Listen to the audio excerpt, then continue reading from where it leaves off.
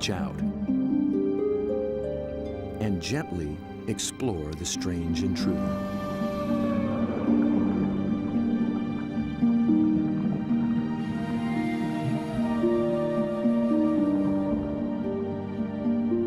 A giant can reach 20 feet from arm-tip to arm-tip and weigh in at 200 pounds. It's the largest octopus in the great clan called the cephalopods, the group that unites the octopus and squid.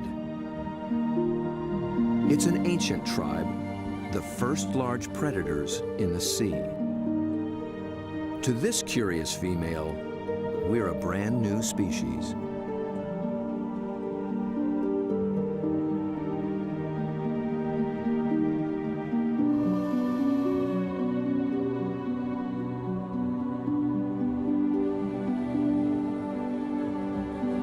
Cephalopod means head-footed, a good beginning in deciphering the octopus's amazing design. The head and body are encased in a large, soft sac, and the foot, derived from its distant relatives, the clams and snails, has become a siphon, a water jet to propel it in any direction.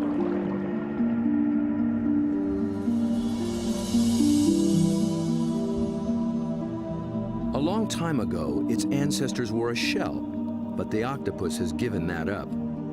Yet for creatures with such tasty flesh, the lack of protection presents a problem. The cephalopod solution? The most extraordinary skin in the animal kingdom. In an instant, it can change color, pattern, and texture. And with no bones to confine its shape, the creature can virtually disappear.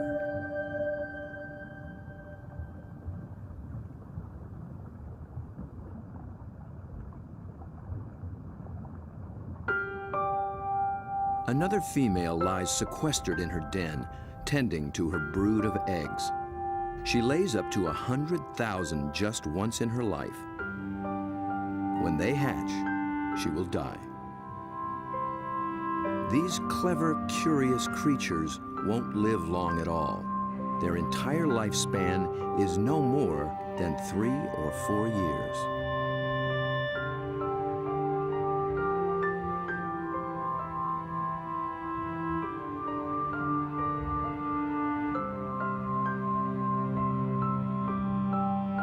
The transparent babies are no bigger than a grain of rice, but within a year, they'll be giants.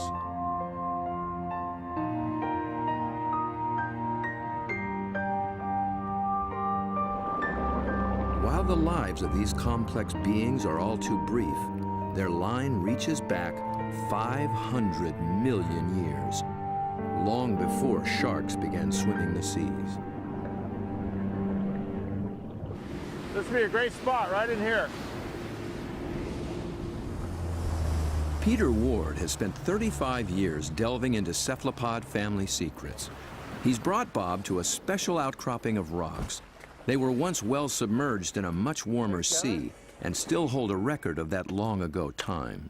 Fossils are found in these rocks, fossils of relatives of the octopus, actually. They're called ammonites. And how old are they? 80 million years in age. 80 million years. That's true. That is old.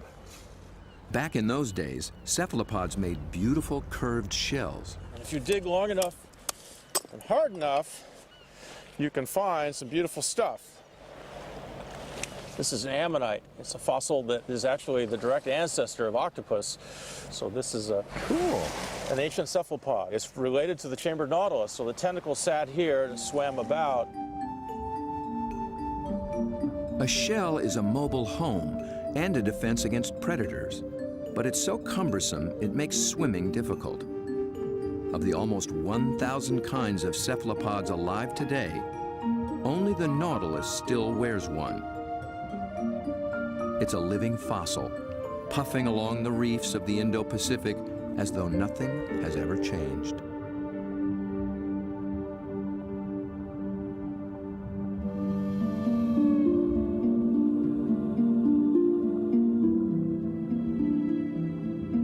Bob returns for one last dive with the octopus.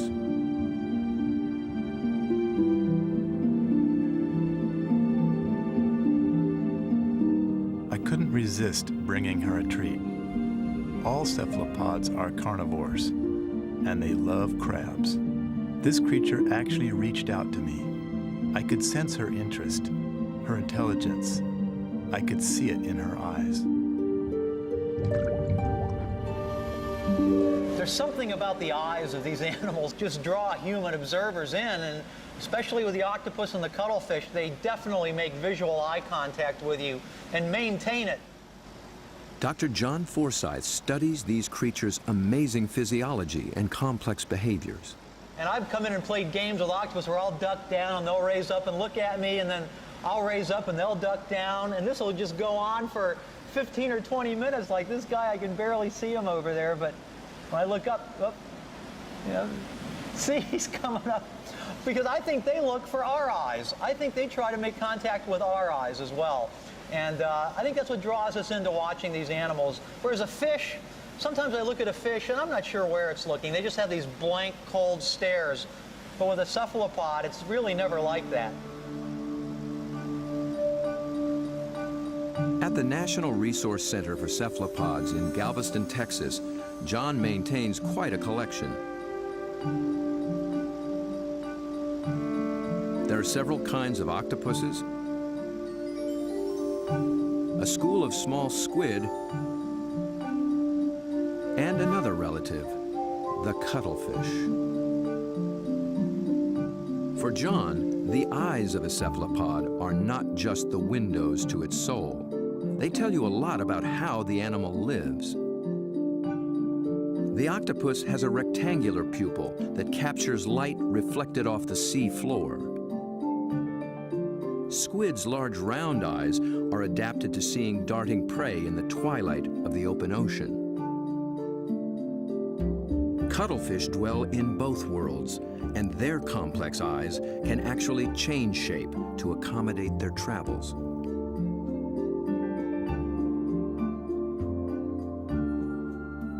But it's not in their eerie eyes that cephalopods reveal their inner feelings. It's in their remarkable skin. Millions of tiny sacs of pigment, called chromatophores, dot their skin, each controlled by minute muscles. With a little flexing, a cephalopod can flash with rippling bands of color.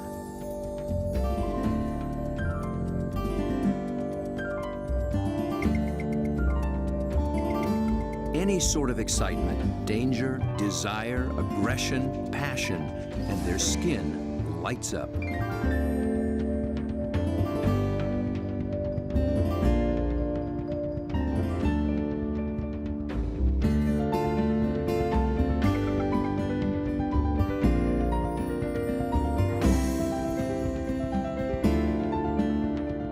For creatures with no vocal abilities at all, this is the way they communicate, in a language of light and color.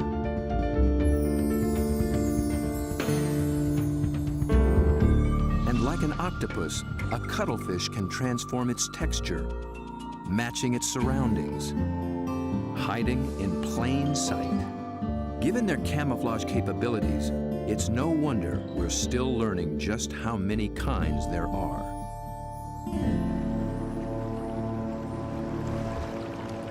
One of the hotspots for new discoveries is the narrow Lembah Strait off North Sulawesi in the island chain of Indonesia. It's a pretty scenic spot.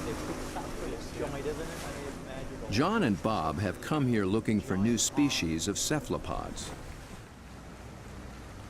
It's a place primed for strange adaptations. In the shallow, warm water, light and temperatures remain constant, but the channels, inlets, bays, and lagoons create many small separate habitats, and that leads to high diversity. This is John's fourth trip to Lembah Strait, and each time something surprising turns up. He's brought Bob to a spot called Ritaklari, which in local slang means the muck.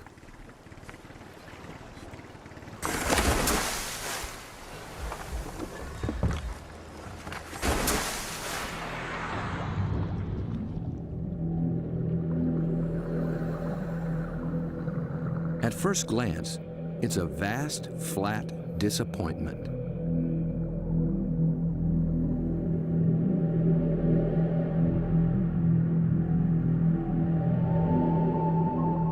But wait here quietly, and a lot of what looks like sand begins looking back.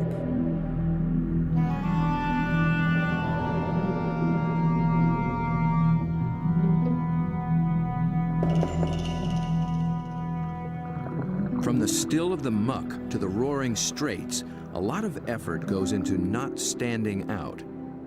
Drifting reeds are actually floating razorfish. And the end of a few branches turn into ornate ghost pipefish.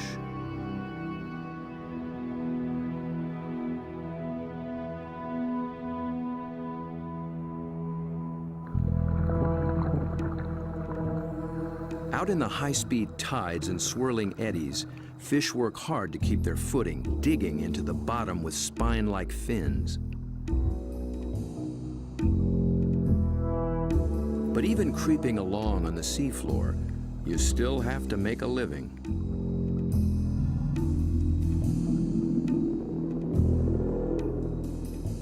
A harmless-looking weed rolling in the current is a hairy frogfish trolling for a meal.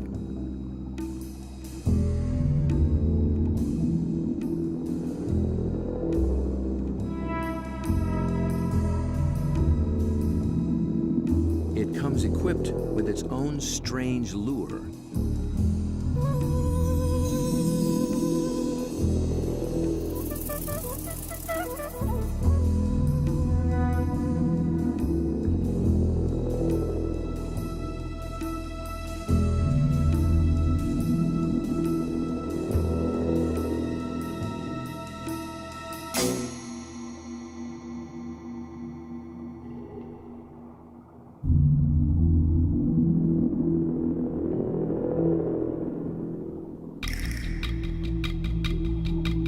The sand offers the best retreat, but the crab has already been spotted.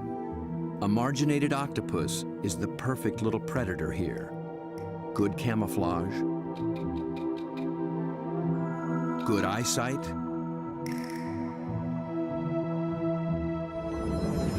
good grip.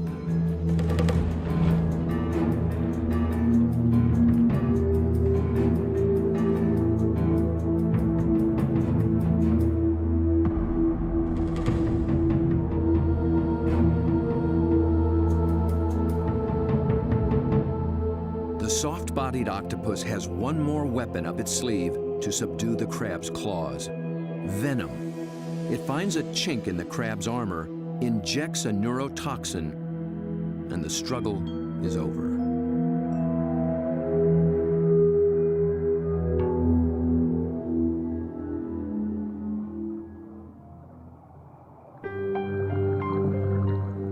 In such an open setting, the trick for every creature is to find some place to hide.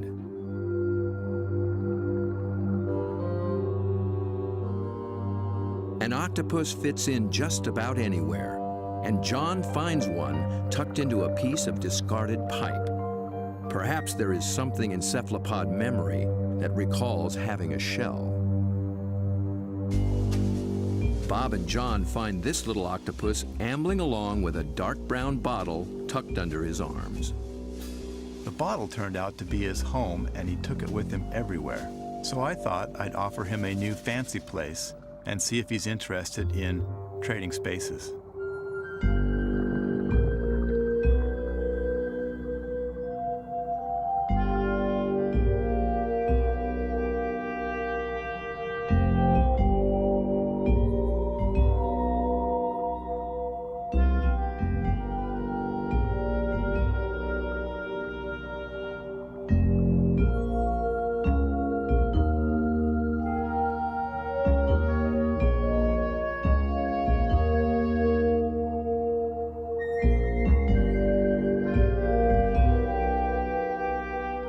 I began to worry he might get confused by this clear glass and wouldn't remember how to get back out. But after a few minutes, he slipped through the opening and went straight back to his old brown bottle. He'd made his choice. I think the clear glass was a little too bright. And besides, there's no place like home, especially when you can take it with you.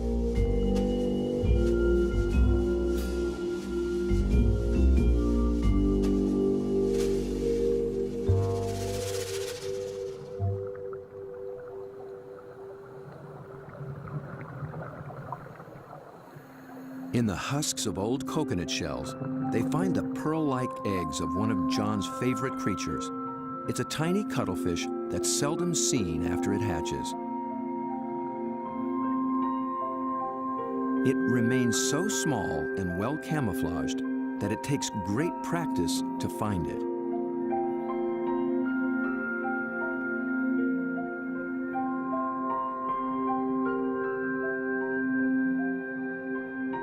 Down on the sea floor, it appears to walk across the bright stones, its rippling colors blending in and standing out. It's called the flamboyant. The flamboyant cuttlefish is really in a class by itself, even among cephalopods in a lot of ways. First of all, the vibrant, dynamic, bright colors, the brilliant yellows, the magentas, the pinks and browns. It adds on top of that these passing clouds of color as it's stalking, looking for prey. And of course, that's happening in living skin.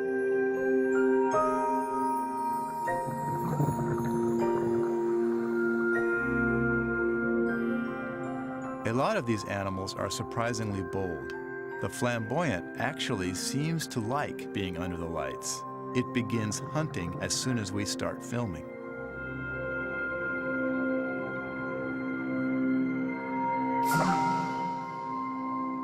My video lights attract little shrimp and crustaceans. Perhaps the cuttlefish can even see better in the lights as well.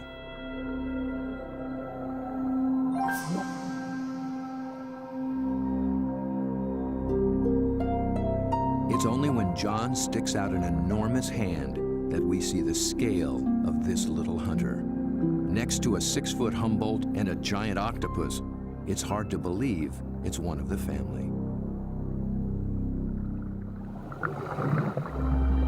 Not far away, a small octopus has been eyeing the scene. John reaches out for a better look. Every time I touch one of these animals, I'm not gripping it or holding it. My intention is never to frighten the animal in any way. However, I am trying to keep it close to where I can get a good look, but at the same time, the animal knows at any moment it can get away if it wants to.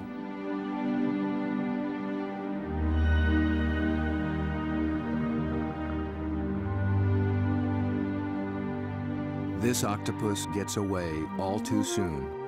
John thinks it may be a brand new species never seen before.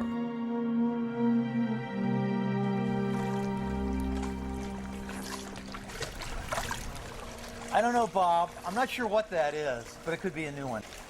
I think it could be a new species. I wasn't expecting to see that. It's not something you've seen before, huh? No, I'm not sure what that would be. It's a cool little critter. Oh, wild.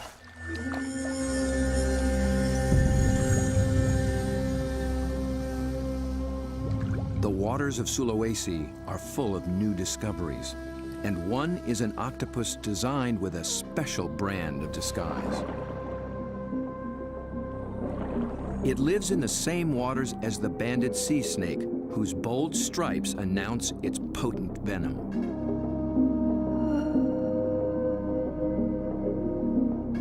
These are banded arms that can make the same impression. When disturbed, the octopus flashes and intensifies the stripes, becoming a sea serpent, coiled and deadly.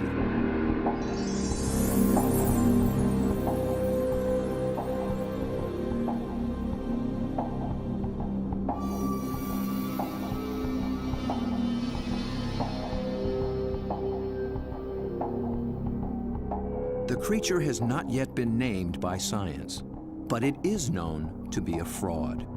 It's a shy nocturnal octopus, and unlike the snake, its venom is virtually harmless. Its stripes are simply a ruse to intimidate would-be predators.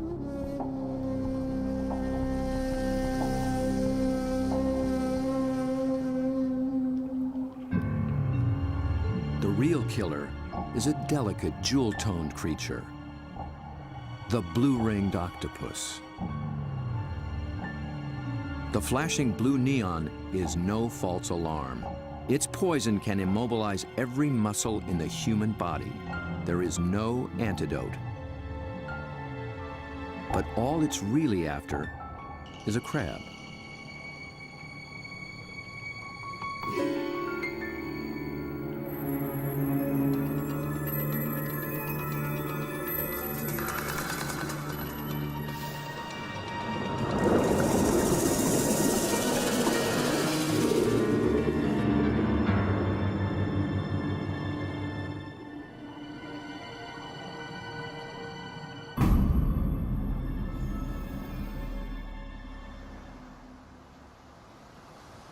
The blue-ringed is notorious along the coast of Australia, but it's one of Dr. Mark Norman's favorites.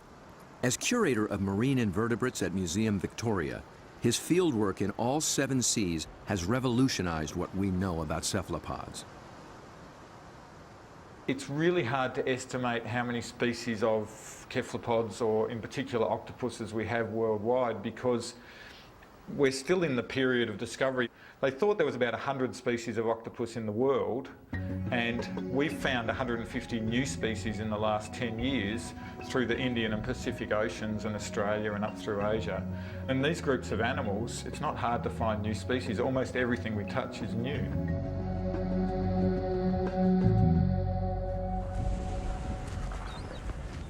Bob wants to get close to the blue ring in the wild. So Mark, this is a shortcut to the beach? Yep, it's a great place to collect crabs. Through the graveyard, eh? Yep. So are these the bodies of the people who have been bitten by blue ring octopus? No, very few people have died from blue ring bites. He's more likely to have died choking to death on his calamari meal at the local pub. So this is where the crabs live? Yep, they hide up here at low tide under the rocks. As the guide to the blue ring, Mark starts Bob off with their prey. Lots of little crabs. Yeah. You need a nice juicy one. There you go. Good claws on that. That'll take your arm off. It's an ironback crab. You can appreciate why the octopus has to get rid of the crab's claws as quick as possible. Knock them out. When the octopus bites them, it actually goes for those soft gaps in the junctions, like the elbows where the arm is a bit thinner, or else they bite them right on the eyeball, and the poison goes straight down the eyeball and into the brain. So they end up paralysing the animal instantly and putting these claws out of action.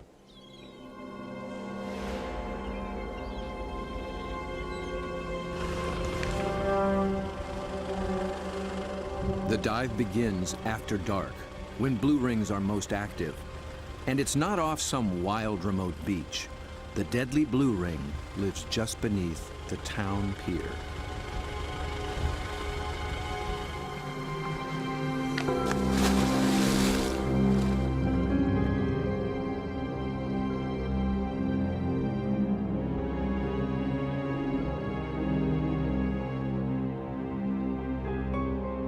Blue ring octopus are an extremely venomous animal, and if I was to be bitten, I would probably be dead within 3 minutes.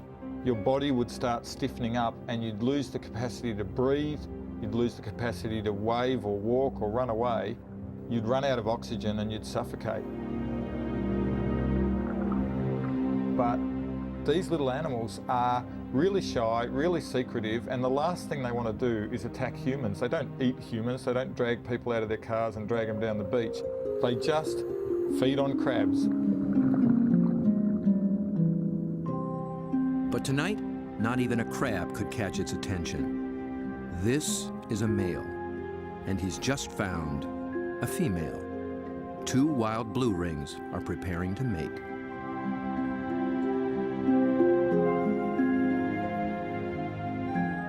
They keep their colors subdued to avoid attracting attention, especially from competing males. No flashing their electric blue. A temporary aquarium helps Bob film what happens next. After a few minutes of courtship, the male gently slips a special arm into the female's gill slit. He's depositing a packet of sperm, which she will use later to fertilize her eggs.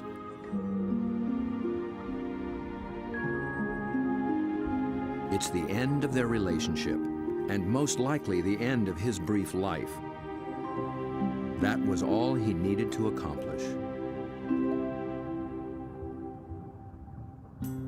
Just beneath the very same pier is another cephalopod almost never seen in shallow water.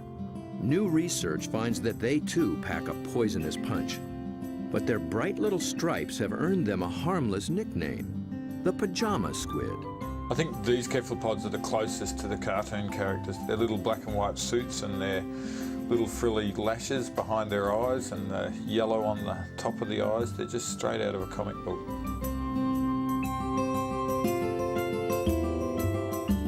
The pajama squid seem to have taken a cue from the blue rings.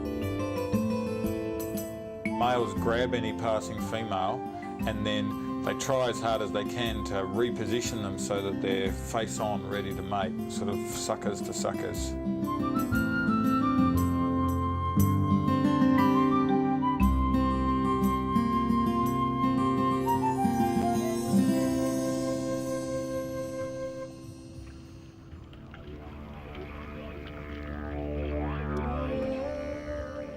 The mating season is also picking up off Australia's southwestern coast. In one small bay, giant cuttlefish have begun to assemble. They leave deep water and enter the shallows once a year for 3 to 4 weeks.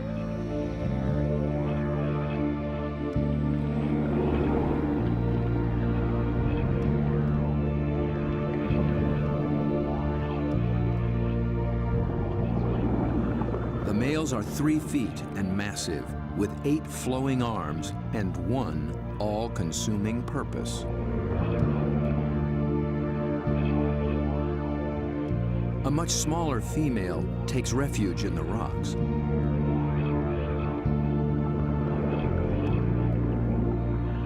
The males waste no time taking on their rivals. They flash and ripple with aggression. Their control is so subtle that they can isolate and flex just the flank facing the opposing male. The other flank communicates a solid, dependable side to any nearby female.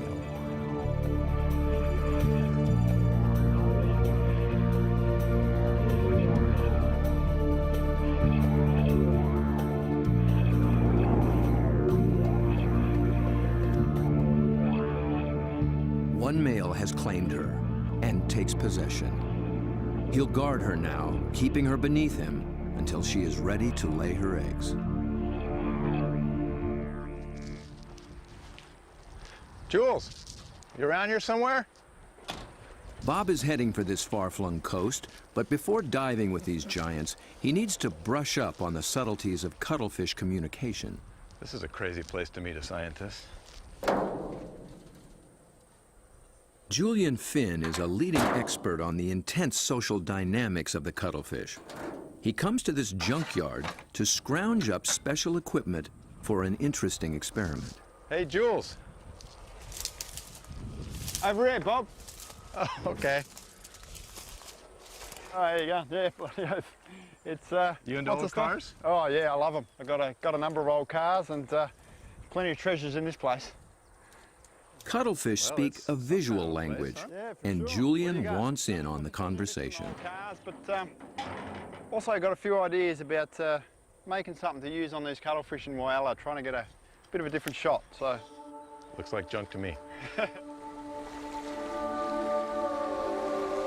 Meanwhile, the cuttlefish continue to gather.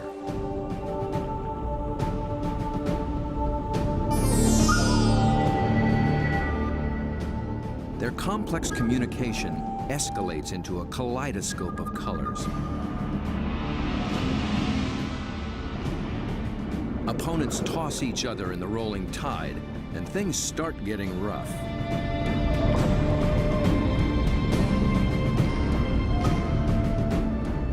The violence can rip up their all-important skin, sabotaging a male's chance to impress and intimidate. And someone's nursing a torn-off tentacle.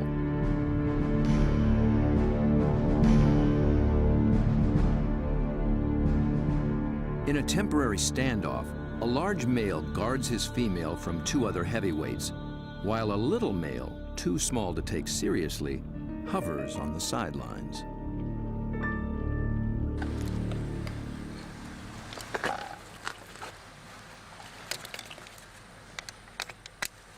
The two males on shore get set to join the fray. Well, here you go, Jules. I just wanted you to know that my camera's bigger than yours. Mine's a bit different than yours, sir. Well, yours has a hubcap on the front of it. What I'm hoping to do is film the male's reaction to another male. But instead of having another male there, I'm going to have its reflection.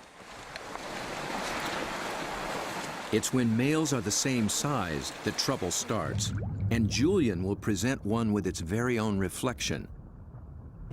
He's studying the displays and the intense competition. He intends to provoke a fight. He approaches a large male who immediately responds.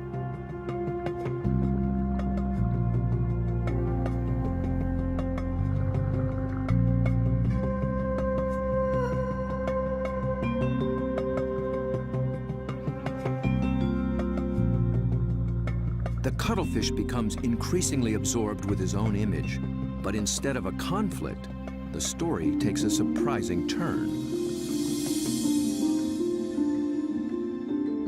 The small, unimpressive male has sneaked in and begun mating with the unguarded female. He's not signaled, nor flashed, nor dazzled. He simply grabbed the female for his own, making every attempt to look as much like her as possible.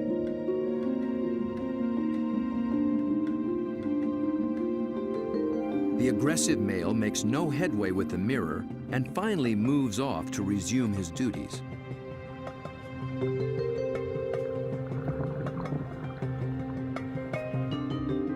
But he's still distracted, still flashing, and doesn't recognize that his female is mating right under his nose.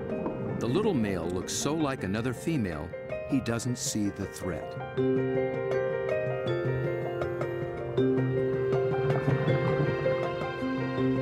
At last, he senses something's wrong and moves in to reclaim his female.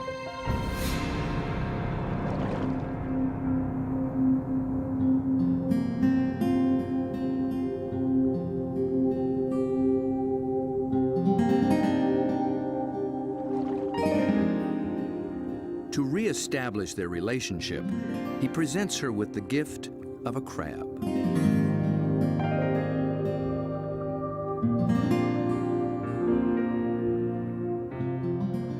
With so much going on in cuttlefish society, Julian will be experimenting for a long time to come.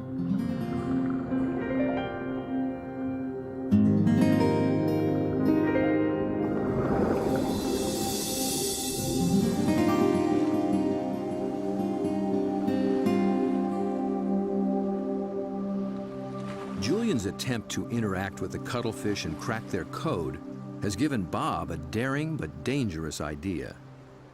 Deep in the waters of Mexico, the mighty Humboldt squid flash their own mysterious signals, and Bob is determined to dive with them again. He intends to engage these aggressive predators by imitating their behavior with a display all his own.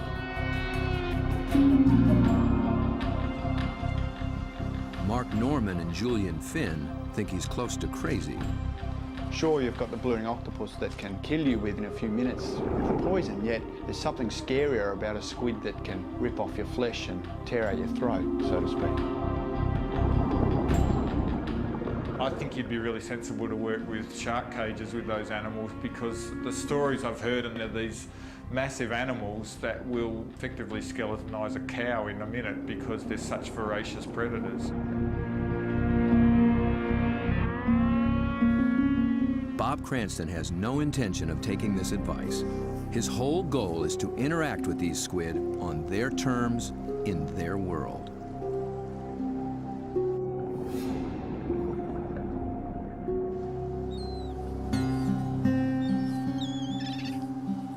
the small town of Santa Rosalia, on the edge of the Sea of Cortez, being a fisherman takes a certain courage.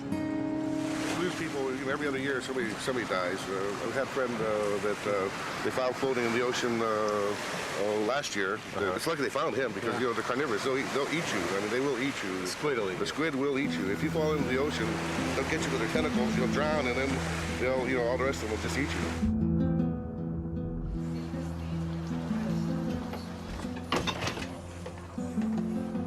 Despite their dread, these fishermen face the Humboldt on a nightly basis.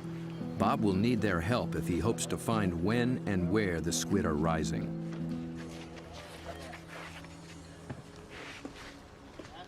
Alberto. When the Humboldt flash on and off, Bob intends to flash right back. Yo no sé. This is a flashlight, big flashlight for squid. We're gonna. Estos loco, see?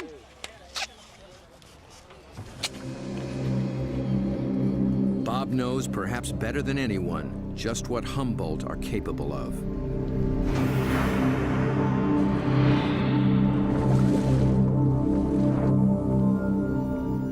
But it's not fear that he feels. It's an intense fascination for such alien creatures in a world so different from our own.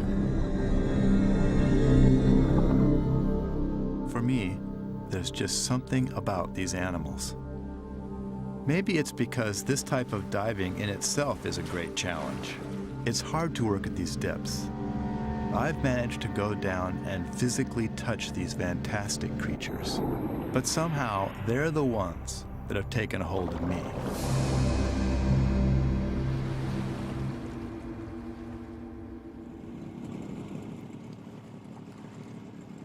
He's 12 miles from shore. Aside from his assistant cameraman, there'll be no backup down below, and no source of help at all topside. There's not so much as a radio on this little boat. These are small boats. It's a big ocean. There's a language barrier between me and the fishermen who think I'm crazy to dive in the water anyway. If I disappear and drift away from this boat, the fishermen will just think the squid ate me and they won't even bother coming to look for me. Yet Bob has confidence in his own experience and in his plan. I've made up this light tube and filled it with strobe lights. The idea is that the Humboldt squid flash for communications. They flash at each other, they flash at the divers, and so I hope to elicit some kind of a reaction from these animals with this light tube.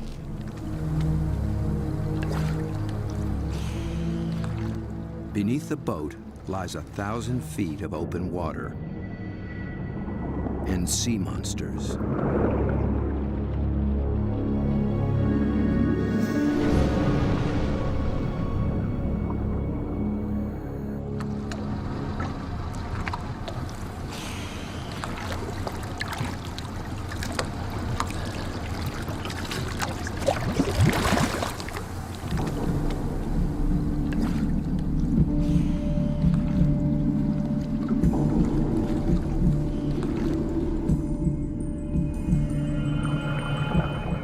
Descends, his homemade lightsaber a beacon in the utter darkness.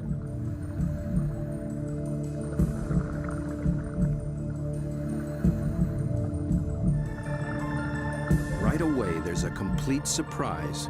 Mobile arrays. They're seldom seen in a school like this. Already, the night has taken on unexpected possibilities.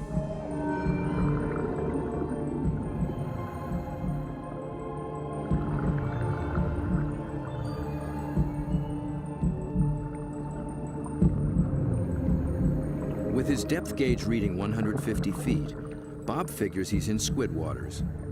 He powers up.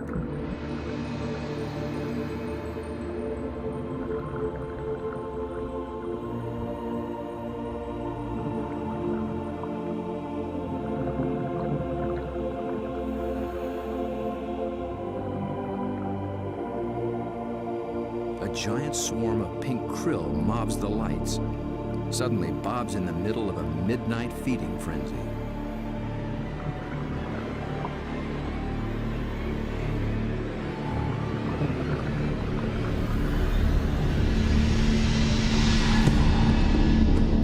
Then, rocketing up from below, Humboldt squid.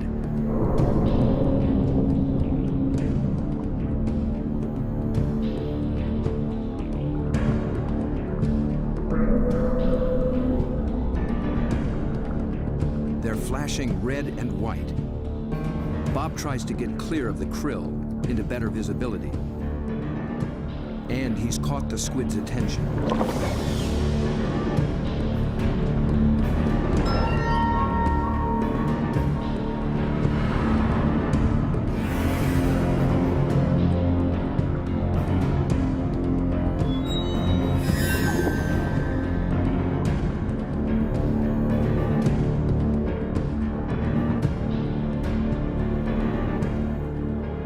Transfixed by this enormous eye up from the deep. I can sense this creature thinking, but I can't imagine what.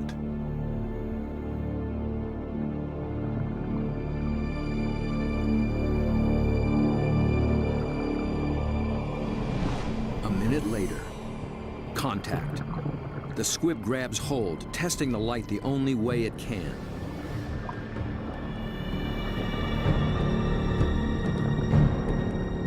The feel of hard plastic must come as a surprise, and it circles me as though curious. Then, it comes back for more. This time, the aggression is gone. It just seems interested. Amazing.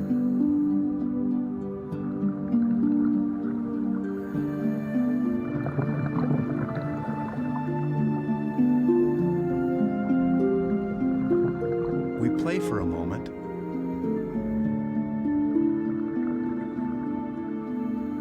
Then suddenly, it's over.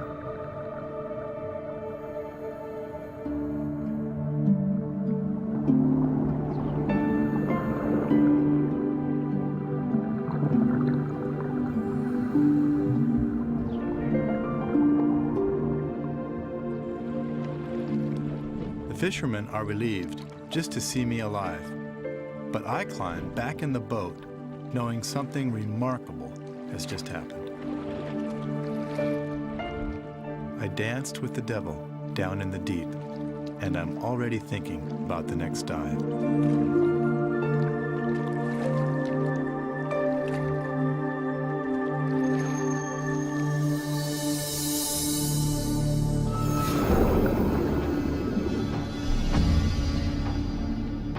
It's certain that Bob will return to dive again with the mysterious Humboldt, perhaps with a new strategy on how to make contact. He's just at the beginning of this extraordinary quest.